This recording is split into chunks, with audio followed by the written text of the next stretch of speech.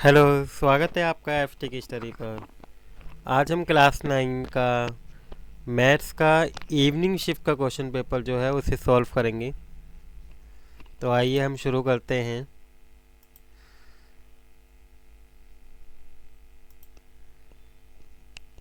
इसमें आपके section A और सेक्शन बी, मैं आपको इस वीडियो में 2 सेक्शन कराऊंगा। बाकी के सेक्शन मैं आपको अपनी आने वाली नेक्स्ट वीडियो में कराऊंगा।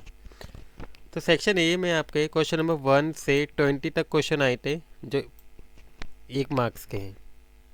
तो क्वेश्चन नंबर फर्स्ट में पूछा था कि 104 इंटू 96 की वैल्यू कितनी होगी। तो इसका जो आंसर है वो क्या होगा, 9984 होगा। ठीक है, इंग्लिश मीडियम में भी देख लेते हैं हम एक बार इस क्वेश्चन को। हमारा द वैल्यू ऑफ 104 इंटू 96, इसका क्या आंसर होगा, 99। अब इसको कैसे सॉल्व करेंगे आइए इसको देखते हैं। आपके इसमें क्या है, एक आइडेंटिटी लगेगी जो चैप्टर नंबर 2 में आपके आइडेंटिटी कौन सी है आपकी, ये एक्स प्लस ए इंटू एक्स प्लस बी इस इक्वल टू क्या होती है, एक्स स्क्वायर। अब एक्स क्या है यहाँ पे, हम 104 को 100 प्लस 4 लिख लेंगे और 96 को 100 माइनस 4 लिख लेंगे। ठीक है, अब यहाँ पे एक्स हो जाएगा 100 और ए हो जाएगा 4 और बी क्या होगा, -4। अब एक्स का स्क्वायर यानी कि 100 का स्क्वायर करेंगे प्लस फिर क्या है, ए प्लस बी यानी कि 4 प्लस -4 यानी कि 4 -4 हो जाएगा। और यहाँ पे इंटू में क्या है, एक्स इंटू 100 प्लस ए इंटू बी यानी कि 4 इंटू -4 हो जाएगा। अब 100 का स्क्वायर कितना हो जाएगा, 10,000 और 4 -4 0, इसकी मल्टीप्लाई 100 से करेंगे क्या आ जाएगा, 0। और 4 की इंटू 4 से करेंगे क्या आएगा, -4 से 16 यानी कि 10,000 में से -16 को जब माइनस करेंगे तो हमारा 9984 आ जाएगा। इसको इस तरीके से हम सॉल्व करेंगे। अब हमारा क्वेश्चन नंबर 2 देखते हैं। क्वेश्चन नंबर 2 है कि निम्नलिखित में से किसका परिणाम की आवश्यकता है। इस वीडियो में देखते हैं, which of the following need to prove. तो हमें कौन सी चीज़ है जिसको प्रूव करना पड़ता है, तो वो क्या है, थ्योरम यानी कि प्रमेय।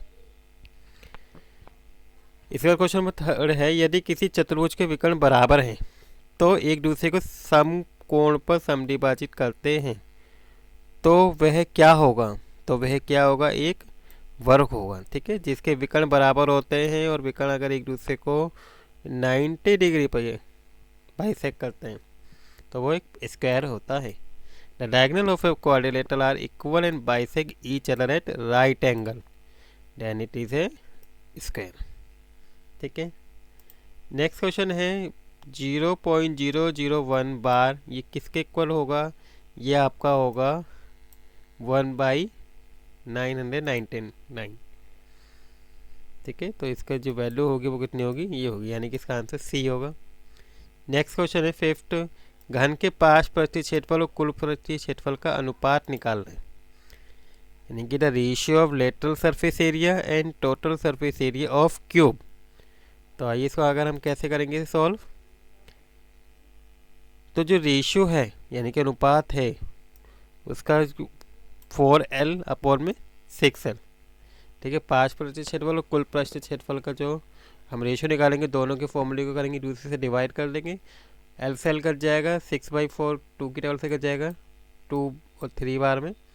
तो इसका जो रेशियो आ जाएगा वो क्या आ जाएगा, 2:3 होगा यानी कि ऑप्शन नंबर ए इसका सही आंसर होगा। ठीक है, इसके बाद नेक्स्ट क्वेश्चन देखते हैं हम। हमारा क्वेश्चन नंबर 6, बहुपद p x equal to x bracket में x+1 के शून्यांक क्या हैं। ठीक है, अब जब x+1 है इसको इधर लेके जाएंगे तो -1 हो जाएगा। तो एक शून्यांक तो क्या मिल जाएगा हमें, -1 मिलेगा और दूसरा क्या मिलेगा, 0, यानी कि इसका जो ऑप्शन नंबर है वो क्या होगा, सी सही आंसर होगा। ठीक है, इसमें देख लेते हैं, तो 0 of the polynomial P x into x+1 is 0 और -1, जिसका ऑप्शन नंबर सी सही आंसर होगा। इसके बाद क्वेश्चन नंबर 7 है, बिंदु 2, -5 की एक्स की अक्ष से दूरी। देखिए एक्स अक्ष क्या होता है, ये हमें इससे ही डिस्टेंस निकालना है। क्या है ये? 2 है, तो x प्लस का 2 इधर होगा, ठीक है, और y माइनस का 5 इधर होगा यहाँ। तब x अक्ष से जो डिस्टेंस होगा यहाँ से, अगर आप यहाँ से यहाँ तक का डिस्टेंस देखोगे तो ये कितना आएगा? जितना ये y अक्ष से होगा, यानी कि -5 के डिस्टेंस पे जा रहे हैं। यानी कि अब इसमें कंफ्यूज हो जाएंगे कि -5 भी 5 भी है, लेकिन हमें डिस्टेंस निकालना है, और डिस्टेंस किस में निकलेगा? 5 प्लस में, यानी कि प्लस का 5 आ जाएगा, ठीक है। The distance of point 2 -5 from the axis is 5, ठीक है। तो इसका ऑप्शन नंबर सी होगा। इसके बाद नेक्स्ट क्वेश्चन देखते हैं। यदि वर्ग चिन्ह 12 तथा वर्ग माप 6 है तो वर्ग अंतराल की निचली सीमा क्या होगी? If class mark 12 and class size is 6 then the lower limit of the class interval क्या होगी? तो आइए इसको देखते हैं। इन दोनों का जो क्लास इंटरवल है, ठीक है, जो ये दे रखा है आपको क्लास मार्क 12, तो इन दोनों के जो बीच का डिफरेंस है वो 12 होना चाहिए। अब वो किसका है? 9 और 15। एक ऐसा है जिसका क्लास मार्क क्या होगा? 12 आएगा, ठीक है। और जब हम इसका क्या करेंगे? क्लास साइज निकालेंगे तो कितना आएगा? 6 आ जाएगा, ठीक है। तो अब इसमें लोअर लिमिट क्या है? 9, यानी कि इसका ऑप्शन नंबर क्या होगा? 9 सही आंसर होगा। क्लास साइज आप देख पा रहे हैं 9 और 15 के बीच का डिफरेंस कितना आ रहा है?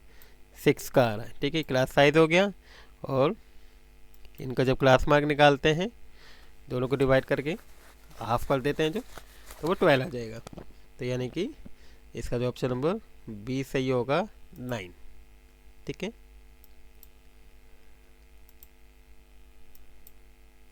अब क्वेश्चन नंबर 9 देखते हैं हम। एक त्रिभुज का परिमाप 144 मीटर दिया हुआ है, उसकी भुजाओं का अनुपात इतना है, तो त्रिभुज की भुजाएं हमें मीटर में निकालनी है। The perimeter of triangle is 144 in the ratio side 3 4 5 then the side of the triangle is. अब साइड ऑफ द ट्राइंगल कैसे निकालेंगे?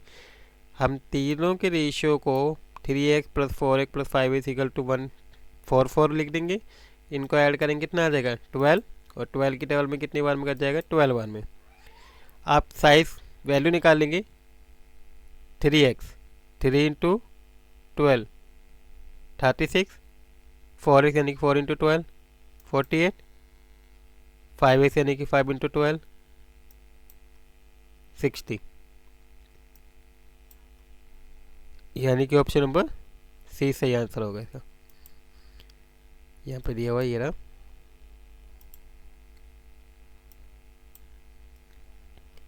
इसके बाद क्वेश्चन नंबर 10 देखते हैं। दी गई आकृति में पी ओ क्यू एक रेखा है ये रही, और 3x के हमें क्या करनी है? वैल्यू निकालनी है, ठीक है। In the given P O Q is a line then value of 3x। अब आप इसमें देखेंगे, इसका मैं आपको सोल्यूशन दिखाता हूँ। आप ये 40, 4x और 3x इन तीनों को ऐड करेंगे, इसकी वैल्यू क्या आ जाएगी? 180 आ जाएगी। लीनियर पेयर है, यानी कि रेखीय युग्म है। और जब इसको ऐड करेंगे 7x और 40 इधर आके माइनस हो जाएगा, यानी कि 140 आ गया। और 7x को 40 से करेंगे तो x की वैल्यू कितनी आ जाएगी? 20।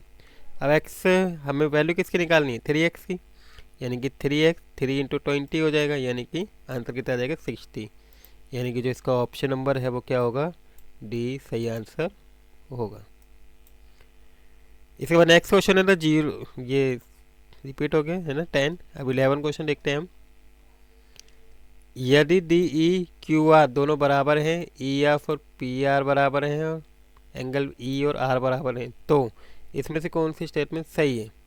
ठीक है, तुम देखते हैं। If D E is equal to Q R, E F is equal to P R and E angle जो है वो एंगल आर के बराबर है। अब आप यहाँ पे देखेंगे कि जो एंगल ई बराबर एंगल आर के वो कहाँ है? देखिए ये रहा एंगल ई और एंगल आर यहाँ पे दे रखे हैं, ये बिल्कुल सेंटर में बीच में। तो ये वाली जो इक्वेशन होगी ये इसके सही होगी, यानी कि ऑप्शन नंबर जो बी है इसका सही आंसर होगा। इसके बाद दी गई आकृति में ए बी का व्यास है, तो हमें एक्स की वैल्यू निकालनी है। ठीक है, यानी कि the given figure A B is the diameter of circle then value of x. अब एक्स निकालेंगे। देखिए जब भी यहाँ पे कुछ बदलता है तो ये एंगल कितने का आता है? 90।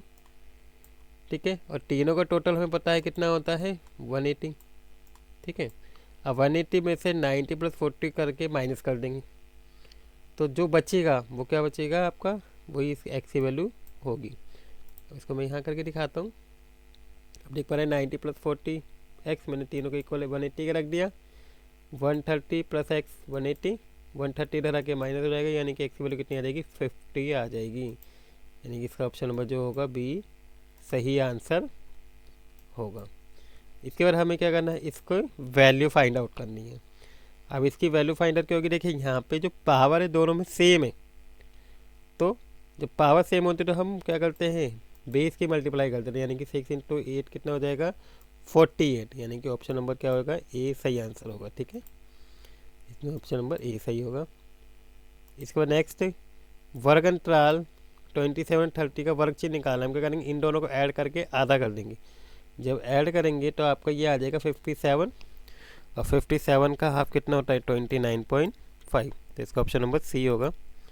क्लास मार्क के लिए हम क्या करेंगे, दोनों को ऐड करके हाफ करेंगे तो 29.5 आ जाएगा। इसके बाद क्वेश्चन नंबर 15 है, यदि x की वैल्यू क्या है, 0 से कम है, देखिए आप यहाँ पे, और y की वैल्यू क्या है, 0 से ज़्यादा है। ठीक है, तो हमें ये बताना है कि इसके जो कोऑर्डिनेट होगा वो कहाँ पे होगा। ठीक है, अब यहाँ पे देख रहे हैं 0 से कम है, तो 0 से कम होगी यानी कि माइनस में जाएगी। ठीक है, यहाँ पे अब, और y की वैल्यू प्लस में, यानी कि ये रहा। तो इसका जो कोऑर्डिनेट होगा वो क्या होगा, ठीक है, जिसका कोऑर्डिनेट हो जाएगा आपका डी होगा। ठीक है, फोर्थ कोऑर्डिनेट, तो इसका आंसर क्या होगा, डी सही आंसर होगा। आप इसमें क्या हो जाएंगे, इसमें इस क्वेश्चन को थोड़ा घुमा के पूछा गया है, बच्चे क्या करेंगे, कंफ्यूज होके इसमें ऑप्शन नंबर बी पे लगा देंगे, सेकंड पे, लेकिन इसका आंसर ऑप्शन नंबर बी नहीं है। ठीक है, जो इसका आंसर होगा वो क्या होगा, ऑप्शन नंबर डी है।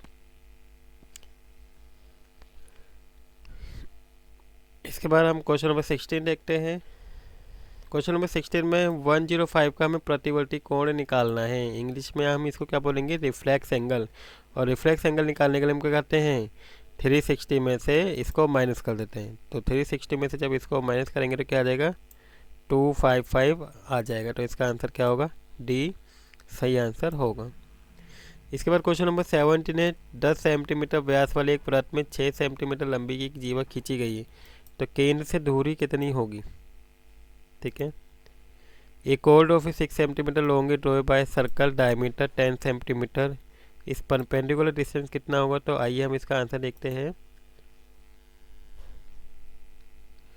देखिए, हमें क्वेश्चन के ऊपर ध्यान से देखते हैं तो हमें क्या दिया हुआ है, 10 सेंटीमीटर डायमीटर दिया है, तो यानी कि इसकी रेडियस क्या हो जाएगी, 5 सेंटीमीटर हो जाएगी, जो मैंने यहाँ लिख दी है ये। और ये बिल्कुल परपेंडिकुलर डिस्टेंस निकालना है, लंबवत डिस्टेंस निकालना है, तो ये टोटल हमें दे रखा है 6, तो ये कितना हो जाएगा 3। अब यहाँ पे हम पाइथागोरस थ्योरम लगाएंगे, क्या हो जाएगा, 5 का स्क्वायर माइनस 3 का स्क्वायर कर देंगे, तो हमें क्या मिल जाएगा, इसके परपेंडिकुलर डिस्टेंस मिल जाएगा, यानी कि ओ भी मिल जाएगा। अब 5 का स्क्वायर 25 और 3 का 9, इसको माइनस करेंगे 16, और यहाँ से रूट निकालेंगे, इसका कितना आ जाएगा, 4 आ जाएगा। यानी कि इसका ऑप्शन नंबर जो होगा 4 सही आंसर होगा, जी क्या है, ऑप्शन ए। ठीक है, तो इसका ऑप्शन नंबर ए सही होगा। इसके बाद क्वेश्चन नंबर 18 है कि समद्विबाहु का समकोण त्रिभुज का क्षेत्रफल इतना है, तो इसके कर्ण की हमें करनी है, लंबाई निकालनी है। ठीक है, ये समद्विबाहु त्रिभुज है जिसमें 2 साइड्स बराबर है, हमें इसकी साइड्स निकालनी है, बस हमें क्या दिया हुआ, एरिया दे रखा है, तो इसका जो ऑप्शन नंबर होगा वो क्या होगा, ए सही आंसर होगा। इसमें देखते हैं, a I square right angle triangle is 8 centimetre, the length of hypotenuse is 4√2। इसके बाद क्वेश्चन नंबर 19 देखते हैं। इसमें क्या है, हमें अभिकथन और कारण में आंसर देना है। ऑप्शन नंबर ए हम तब चुनेंगे जब अभिकथन और कारण दोनों सही हैं और जो कारण है उसका सही एक्सप्लेन कर रहा है। बी तब चुनेंगे जब दोनों सही है लेकिन रीज़न इसका सही एक्सप्लेनेशन नहीं दे रहा है, सही व्याख्या नहीं कर रहा है।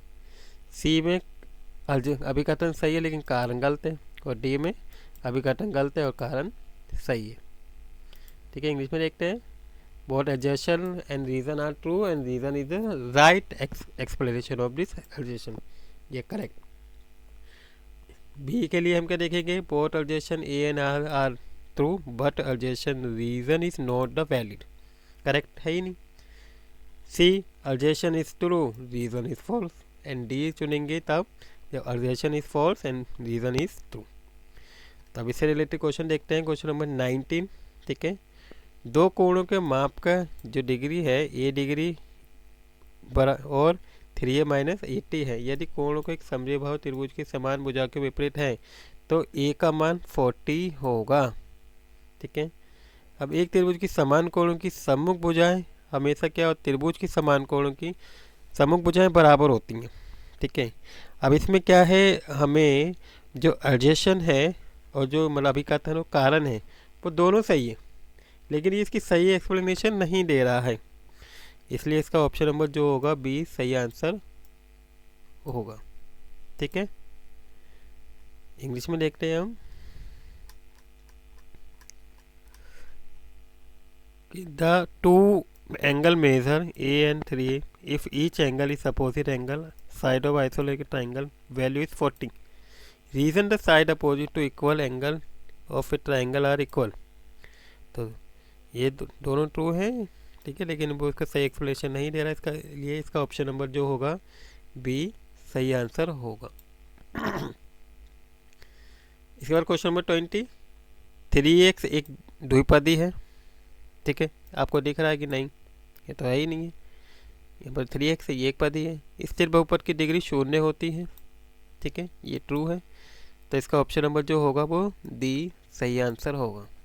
ठीक है, 3x इसे बायनोमिनल नहीं. ठीक है, लीनियर है. The degree of a constant polynomial is 0. ठीक है, तो इसका ऑप्शन नंबर डी होगा.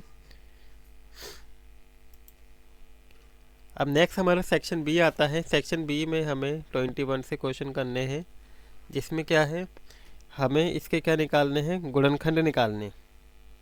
ठीक है, x² plus 7x plus 12.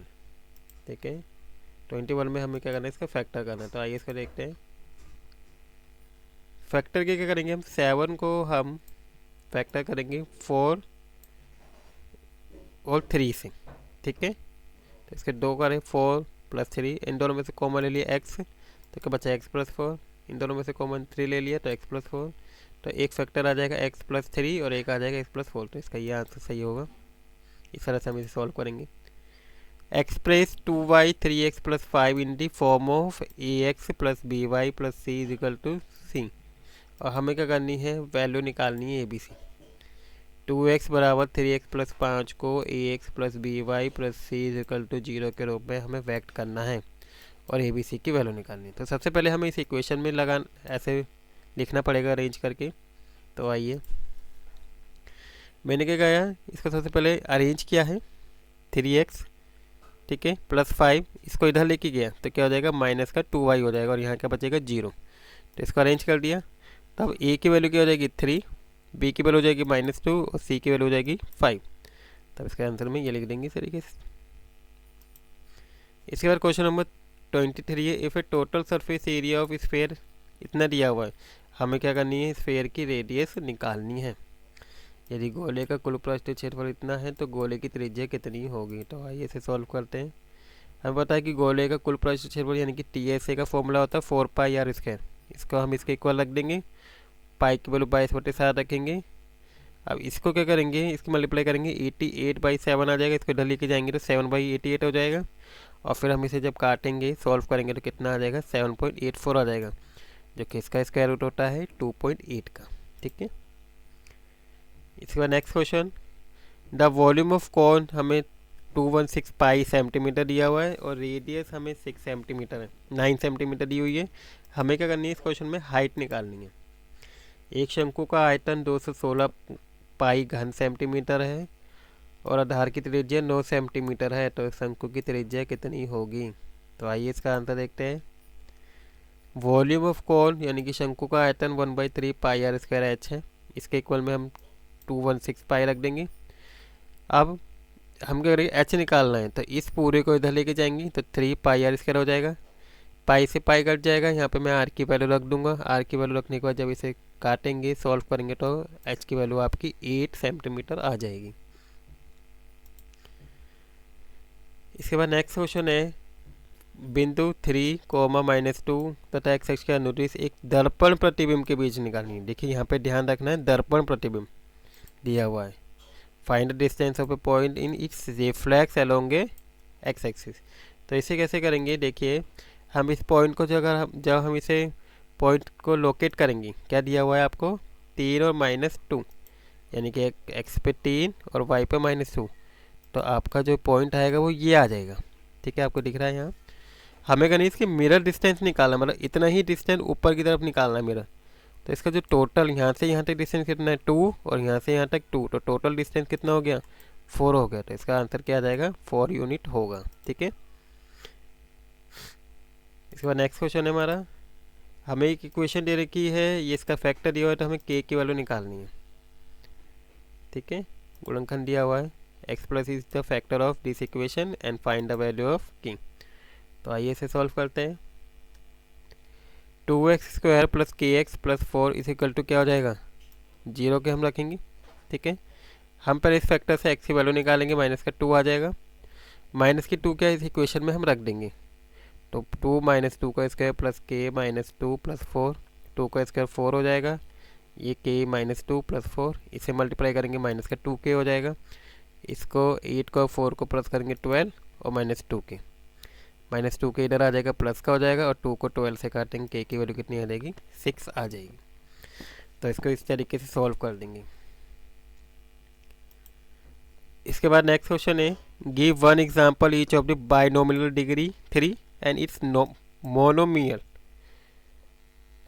Of degree 4। घात के 3 द्विघात पद का घात तथा घात के 4 की एक पद का एक एक उदाहरण हमें क्या करना लिखना है, एक एक। तो आप कुछ भी उदाहरण लिख सकते हो, जैसे मैंने लिखा है 4x की क्यूब + 5, और दूसरा 4 पदी का एक पद क्या हो जाएगा 5x की पावर 4। ठीक है, यहाँ पे लिखा है 4 की एक पदी, जिसकी घात कितनी है तो देख पाएंगे यहाँ पे घात कितनी है 4 और इसका एक पदी, तो 5x²। तो हम इसके ये 2 एग्जाम्पल लिख देंगे। ठीक है, इसके बाद हमारा सेक्शन सी आता है, जो मैं आपको अपनी नेक्स्ट वीडियो में कराऊंगा। आई वो आपको सेक्शन ए और सेक्शन बी बिल्कुल अच्छे से समझ में आ गया होगा, इसको किस तरीके से सॉल्व किया गया और इसके क्या आंसर थे, है ना। आई होप आपको ये वीडियो अच्छी लगी होगी। अगर ये आपको वीडियो अच्छी लगी है तो please like the video and share the video, और अगर आप इस चैनल पे नए हैं तो please subscribe the channel. Thank you for watching video.